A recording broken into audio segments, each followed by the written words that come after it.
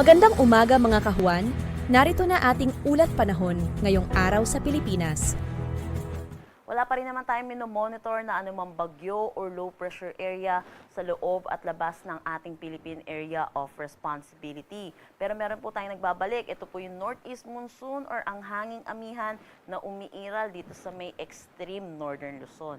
Inaasahan po natin ito na po yung huling bugso ng Northeast Monsoon at hindi na rin po ito kasing lamig ng mga nakaraang bugso po natin.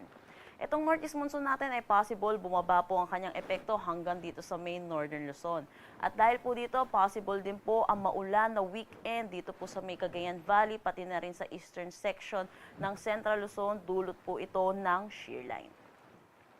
Samantala, meron din tayong easterlies or yung mainit at malinsangan na hangin na nanggagaling sa dagat Pasipiko na umiiral dito po sa malaking bahagi po ng ating bansa. Ito rin po yung nagdadala ng mainit at malinsangan na panahon at may mga konting pag-ulan din po, lalo na rin po dito sa eastern section ng ating bansa.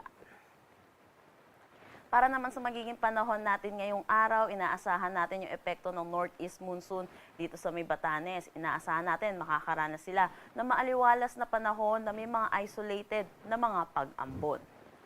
For Metro Manila and the rest of Luzon, inaasahan naman natin ang maaliwalas na panahon.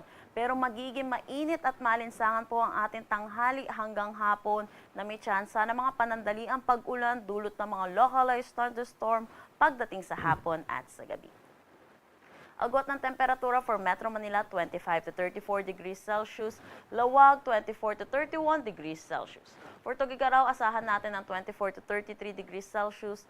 Baguio, 17 to 25 degrees Celsius. For Tagaytay, 22 to 31 degrees Celsius. At Legazpi, 25 to 31 degrees Celsius. Para naman dito sa may Zamboanga Peninsula, Basilan, Sulu at Tawi-Tawi, inaasahan po natin makakaranas sila ng maulap na papawiri na may mga kalat-kalat na pag-ulan. Dulot po ito ng epekto ng easterlies.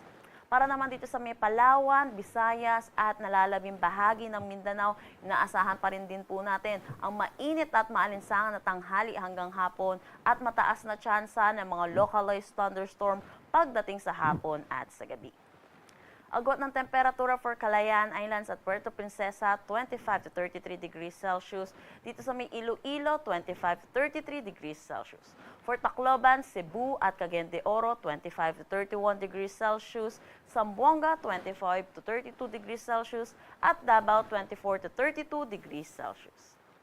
Dulot po ng bugso nitong Northeast Monsoon ay meron na tayong nakataas na gale warning dito po sa may Batanes. Kaya pinapaalalahanan po natin ang mga kababayan po natin, lalo na po yung mga sasakyang maliit pandagat na delikado po pumalaot dito po sa may Batanes.